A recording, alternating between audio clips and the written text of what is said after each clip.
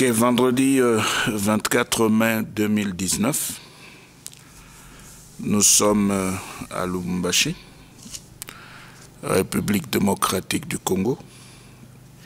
Il est 9h30. Nous voulons continuer à parler du greffage. Parce que pour nous, cette opération qui a été présentée par l'apôtre Paul dans Romains 11, eh bien c'est une opération qui justifie ce que nous poursuivons, ce que nous voulons faire et ce que nous voulons faire comprendre. Nous voulons absolument que dans l'œuvre de Dieu, que les nations puissent comprendre qu'elles sont dans l'obligation de pouvoir se dérouler, tout faire dérouler dans l'esprit.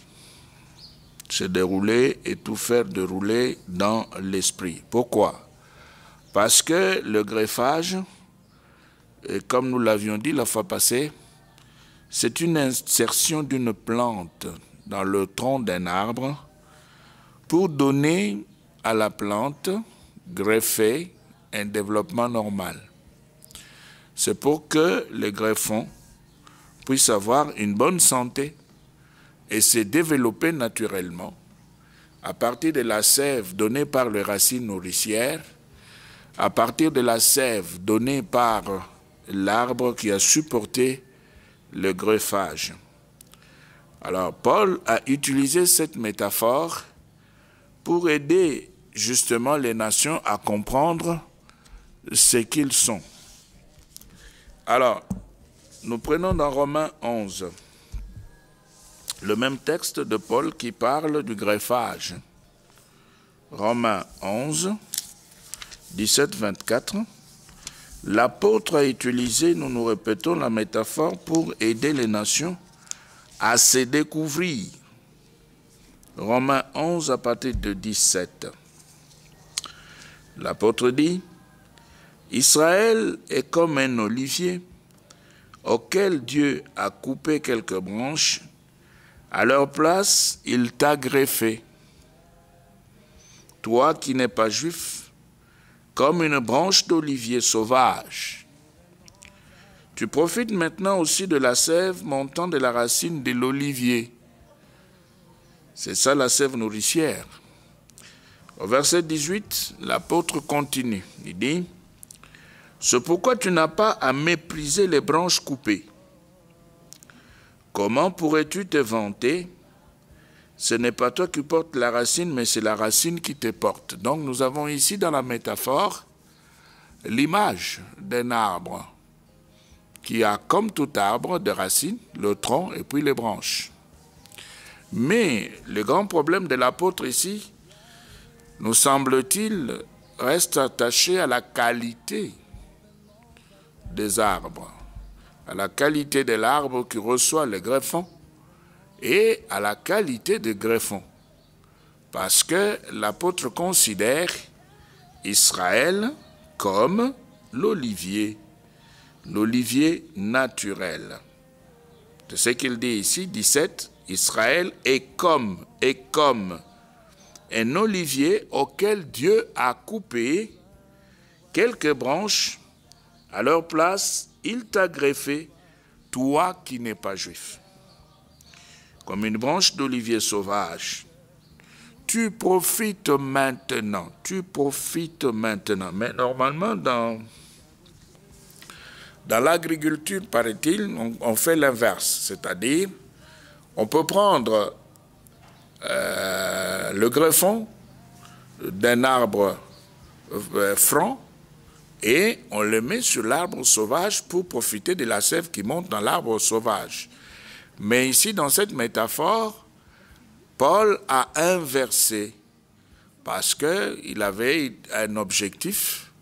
Il voulait faire voir aux nations quelque chose de très important qui nous intéresse, qui nous interpelle, qui nous éduque, qui nous montre le chemin à suivre et qui ouvre la porte à la bénédiction de Dieu. C'est pourquoi nous en parlons et nous insistons. Alors, au verset 19, Paul dit, tu vas me dire, mais ces branches ont été coupées pour que je sois greffé à leur place. Oui, ces branches ont été coupées à cause de l'incrédulité. Et Dieu a greffé les nations. Les nations sont venues occuper la place des branches coupées. 20, l'apôtre répond. Il dit, c'est juste. Elles ont été coupées parce qu'elles ont manqué de foi. Et tu es à cette place en raison de ta foi. Mais ne t'enorgueillis pas, fais bien attention plus tôt. C'est-à-dire, quand Dieu avait envoyé Christ sur la terre, les Juifs l'avaient refusé. Ils avaient refusé de le recevoir comme Messie. Nous connaissons cette histoire. Elle a été expliquée de plusieurs manières. Il y a des spécialistes de cette histoire qui ont donné des explications à leur façon. Mais ici, le grand problème, c'est que quand le Messie est arrivé, les Juifs l'ont rejeté. Ils ne l'ont pas reconnu comme Messie. Ils s'étaient enfermés donc dans l'incrédulité. Ils ne croyaient pas en lui. Pourquoi? Parce qu'ils connaissaient Joseph, ils connaissaient Marie. Alors ils ont dit, non, nous connaissons ses parents qui sont là plus près de nous, nous connaissons ses frères, ses sœurs, nous ne pouvons pas l'accepter comme Messie. Et alors ils s'étaient enfermés dans l'incrédulité. Et Dieu a profité de cette incrédulité-là. Il a laissé son peuple dans l'incrédulité.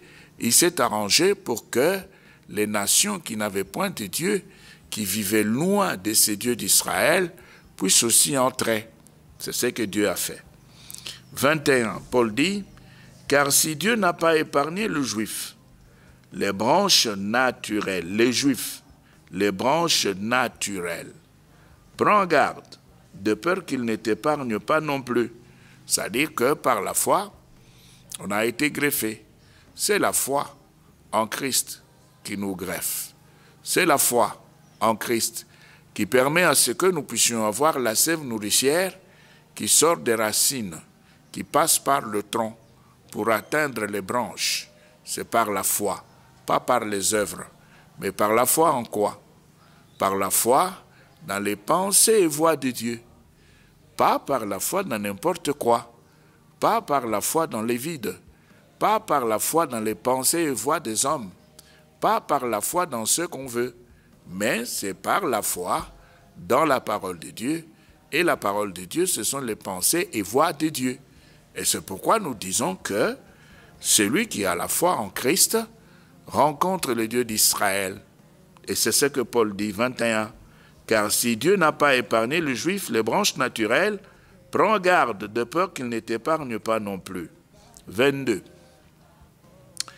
Remarque comment Dieu montre à la fois sa bonté et sa sévérité. Donc Dieu aide l'homme à pouvoir voir l'extérieur de la veste et son intérieur. L'extérieur de la veste, la bonté. L'intérieur de la veste, la sévérité. Il fait les deux au même moment. Il est sévère envers ceux qui sont tombés, Israël qui s'est retrouvé dans l'incrédulité. Dieu a montré sa sévérité à l'égard d'Israël, Israël qui se retrouvait dans l'incrédulité.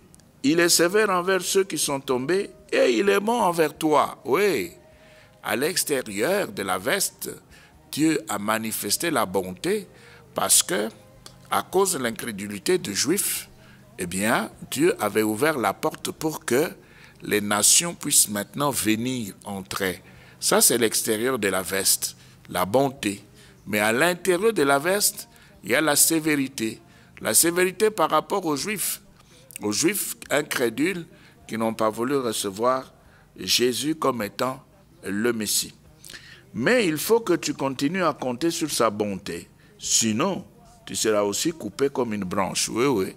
Ça veut dire que Dieu qui a manifesté sa bonté a tracé une ligne. La ligne qui a été tracée par Dieu, cette ligne devra être respectée.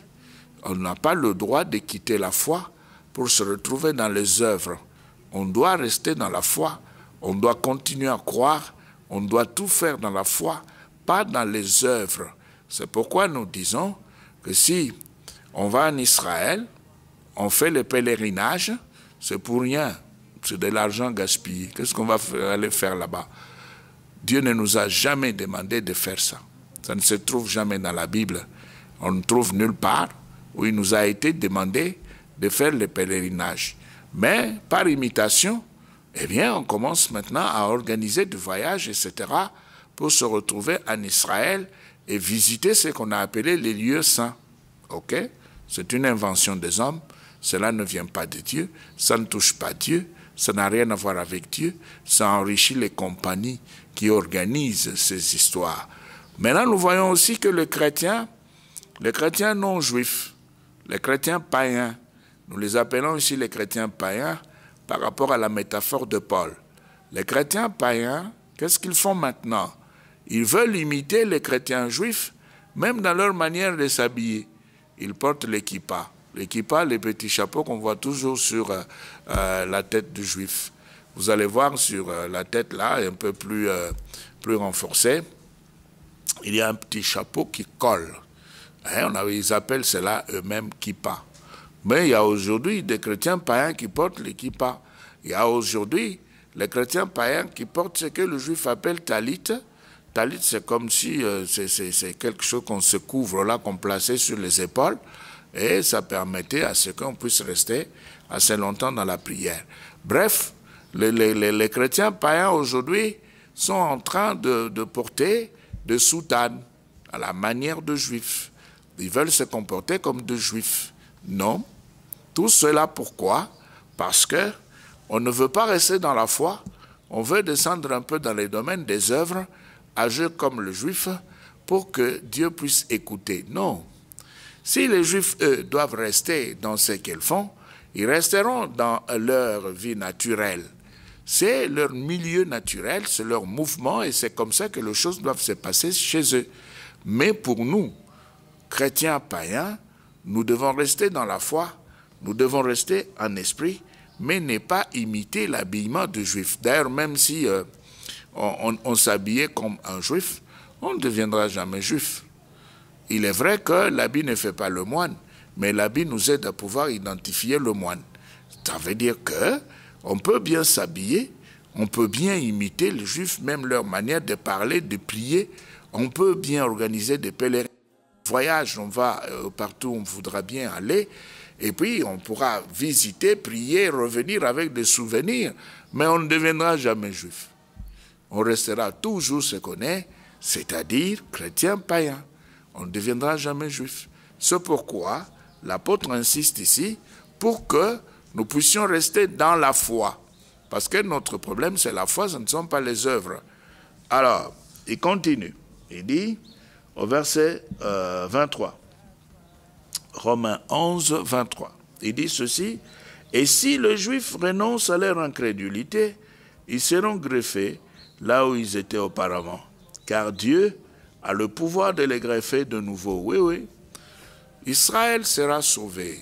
Israël sera sauvé parce que Dieu a laissé son peuple dans l'incrédulité pour un temps. Pourquoi? Parce que pendant ce temps-là, Dieu a ouvert la porte pour que le non-juif puisse aussi entrer, qu'il puisse aussi avoir la foi, qu'il puisse aussi se rapprocher de lui par le Christ rédempteur. Alors, au verset 24, l'apôtre Paul, nous sommes toujours dans la métaphore, Paul dit, « Toi, tu es la branche naturelle d'un olivier sauvage que Dieu a coupé et greffé. Contrairement à l'usage naturel sur un olivier cultivé. » Voilà, il revient un peu à ce qui se passe dans l'agriculture. Mais là n'est pas notre problème. Quant aux Juifs, ils sont les branches naturelles de cet olivier cultivé. Dieu pourra donc d'autant mieux le greffer de nouveau sur l'arbre qui est le leur. Voilà, sur l'arbre qui est le leur. Alors ici, et aujourd'hui, le grand problème, ou le point qui nous intéresse aujourd'hui, c'est la nature du tronc. Le tronc. Qui est ce tronc? Qui représente le tronc? Eh bien, le tronc, nous le disons, déjà ici, c'est Abraham. Le tronc, c'est Abraham. Pourquoi Abraham? Parce que dans Genèse 12, le verset 3, Dieu parle Genèse 12, 3, nous lisons ici dans français courant. Je bénirai ceux qui te béniront, mais je maudirai ceux qui te maudiront. À travers toi, je bénirai toutes les nations de la terre. Voilà l'annonce de Dieu. À travers toi, je bénirai toutes les nations de la terre. C'était déjà une annonce, un message prophétique donné pour le monde entier. Et maintenant, qu'est-ce que Dieu devait faire? Ce qui avait été annoncé dans Genèse 12, 3 devait maintenant se réaliser. Et c'est pourquoi quand Israël a bronché pour tomber, eh bien, Dieu l'a laissé parce qu'il permettait ainsi à Dieu de pouvoir accomplir sa mission ou ce qui avait été annoncé depuis les temps anciens. Alors, c'est Abraham donc qui est le tronc. Ça veut dire que on a pris le greffon et on est allé mettre le greffon sur Abraham. Donc, Abraham a, dans son évolution, dans sa vie, a obtenu des enfants spirituels et des enfants naturels. Et les nations sont les enfants spirituels d'Abraham. Et les juifs naturels, ce sont ses enfants physiques ou des descendants physiques.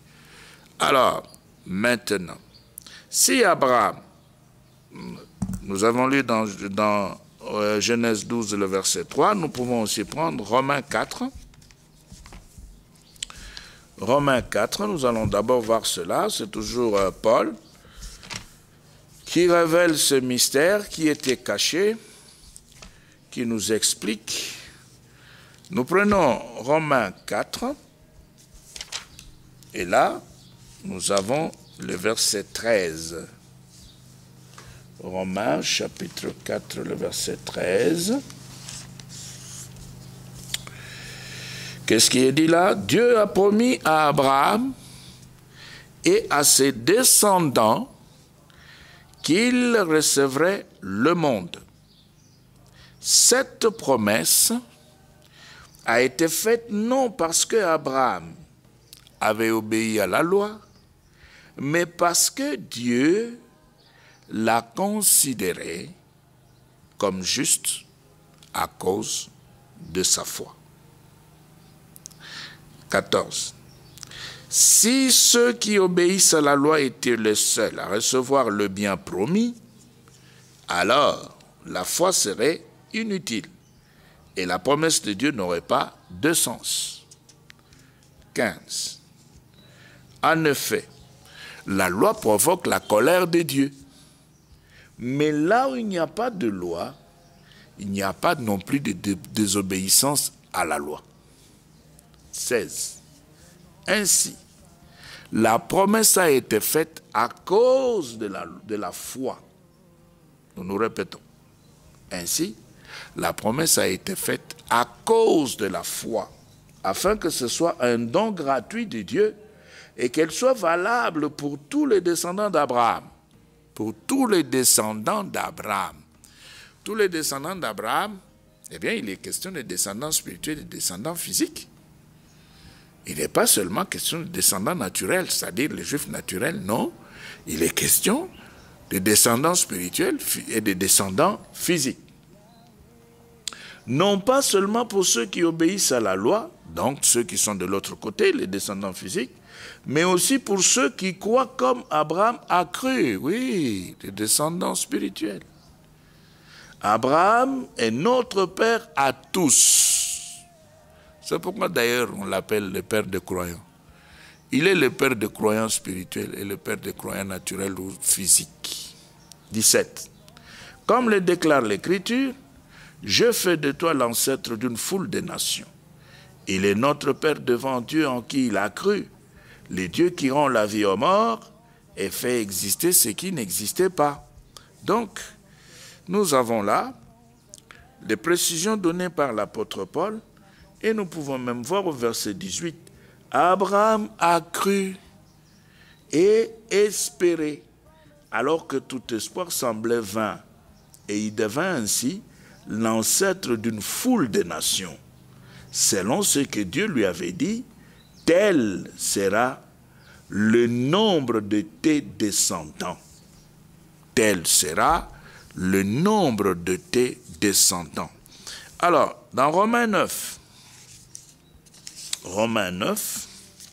nous avons dit, nous l'avions dit, nous nous répétons, nous avons dit que le tronc qui avait reçu le greffon, c'est Abraham. C'est Abraham qui est le tronc qui avait reçu le greffon. Les greffons ici doivent être considérés comme étant des nations. Nations greffées sur le tronc pour recevoir la sève nourricière qui monte des racines. Romains 9. Dans Romains 9, au verset 7. Nous pouvons commencer par le verset 6. Cela ne signifie pas pourtant que la promesse de Dieu a perdu sa valeur. En effet, les descendants d'Israël ne sont pas tous le vrai peuple d'Israël. Voilà. Les descendants d'Israël ne sont pas tous le vrai peuple d'Israël. Donc ça veut dire qu'il y en a qui sont là, qui sont enfants d'Abraham sur le plan spirituel, et il y en a aussi qui sont là, enfants d'Abraham, sur le plan physique. Alors, maintenant au verset 7. Et les descendants d'Abraham ne sont pas tous ses vrais enfants. Voilà, enfants biologiques. Car Dieu a dit à Abraham, c'est par Isaac que tu auras les descendants que je t'ai promis. Par Isaac, que tu auras les descendants que je t'ai promis. C'est-à-dire que Abraham savait que comme Isaac était là, et comme Isaac portait la promesse, donc la parole de Dieu allait s'accomplir, même après son existence. Cette même parole de Dieu allait véritablement se manifester pour glorifier celui qui avait parlé. Alors, au verset 8, c'est-à-dire, on explique maintenant le verset 7. Nous relisons d'abord le verset 7 et nous allons ajouter le verset 8 pour comprendre l'explication.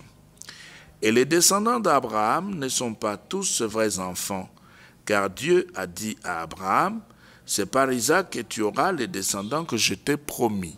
8. C'est-à-dire, ce ne sont pas les enfants nés conformément à l'ordre naturel qui sont les enfants de Dieu.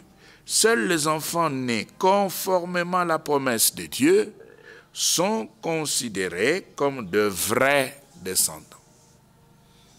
Sont considérés comme de vrais descendants. Nous relisons le verset 8, c'est-à-dire, ce ne sont pas les enfants nés conformément à l'ordre naturel qui sont les enfants de Dieu. Ah, donc même les enfants qu'Abraham avait eu avec Agar, là il y a un seul enfant, Ismaël, avec Ketura, il y a plusieurs, plus Isaac. Voilà, on nous dit ici que ce ne sont pas les enfants nés conformément à l'ordre naturel, qui sont les enfants de Dieu. Seuls les enfants nés conformément à la promesse de Dieu sont considérés comme le vrai descendant. Car Dieu a exprimé la promesse en ces termes. À la même époque, je reviendrai et Sarah aura un fils. Voilà donc ce qui est présenté là. On nous dit qu'il n'est pas question ici, c'est toujours Paul qui parle, il n'est pas question de pouvoir considérer ce qui est naturel, mais il faudra rentrer dans le domaine de la foi. Il faut considérer le domaine de la foi et les enfants qui proviennent de là, ce sont ces enfants-là qu'il faudra considérer. Dans Galates, au chapitre 3, Galates 3, nous commençons par le verset 15. Frères, je veux prendre un exemple dans la vie courante. C'est Paul qui parle. Quand un homme a établi un testament en bonne et due forme, personne ne peut annuler ce testament ou lui ajouter quoi que ce soit. Eh bien, Dieu a fait ses promesses. Dieu a fait ses promesses. C'est le verset 16.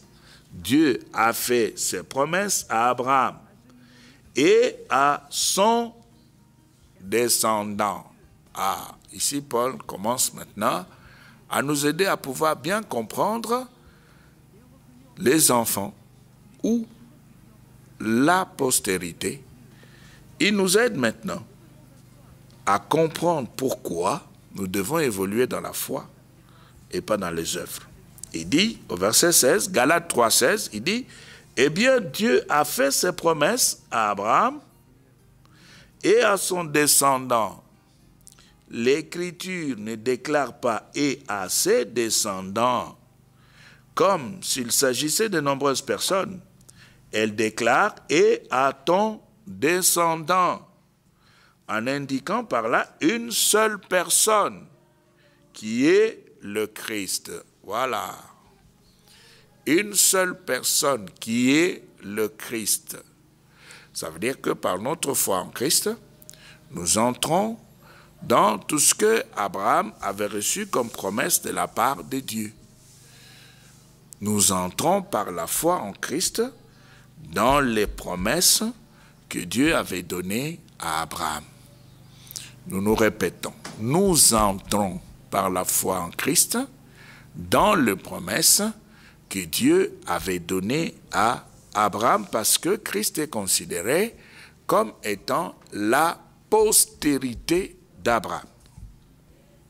Mais maintenant, ce Christ par qui nous rencontrons Dieu, qui est-il? Eh bien, dans 1 Corinthiens 15, nous allons voir maintenant ce Christ par qui nous rencontrons Dieu. C'est un Christ qui a une nature. 1 Corinthiens 15, 45. En effet, l'Écriture déclare, « Le premier homme, Adam, devint un être vivant. Mais le dernier Adam est l'esprit qui donne la vie. » Donc, Christ, c'est un esprit. C'est pourquoi Zégon dit, c'est un esprit vivifiant. Et ici, dans le français courant, il est dit, c'est un esprit qui donne la vie. Un esprit qui donne la vie. Un esprit qui donne la vie. Mais maintenant, quand vous entrez dans cet esprit, vous devez donc avoir le langage de l'esprit pour comprendre les choses de l'esprit. Quand vous entrez dans cet esprit, vous devez avoir la sagesse de l'esprit pour comprendre les choses de l'esprit. C'est pourquoi l'apôtre dit dans 1 Corinthiens 2, il dit, pour les choses spirituelles, il faut avoir un langage spirituel. Donc les chrétiens païens, ils n'ont pas à changer les choses. Ils doivent absolument tout faire pour avoir un langage spirituel. 1 Corinthiens 2, 6. J'enseigne pourtant une sagesse aux chrétiens spirituellement adultes. Mais ce n'est pas la sagesse de ce monde, ni celle des puissances qui règnent sur ce monde, qui sont destinées à la destruction. Non. J'annonce la sagesse secrète de Dieu, cachée aux hommes. Dieu l'avait déjà choisi pour nous faire participer à sa gloire avant la création du monde. Aucune des puissances de ce monde n'a connu cette sagesse. C'est ça. Donc si Christ est la postérité d'Abraham, et si Abraham est le tronc, et si les greffons ont été placés sur le tronc, nous entrons par la foi et pas par les œuvres. Les œuvres, c'est pour les chrétiens juifs, les juifs naturels. Mais nous entrons par la foi. Nous entrons par la foi dans la présence de Dieu, la foi en Christ. Christ est un esprit vivifiant. Donc, on doit avoir un langage spirituel pour les choses spirituelles, totalement. On doit avoir un langage spirituel pour les pensées et voix de Dieu. On ne peut pas laisser de côté les langages spirituels pour pouvoir se retrouver dans le langage naturel de chrétiens juifs. Au verset 9.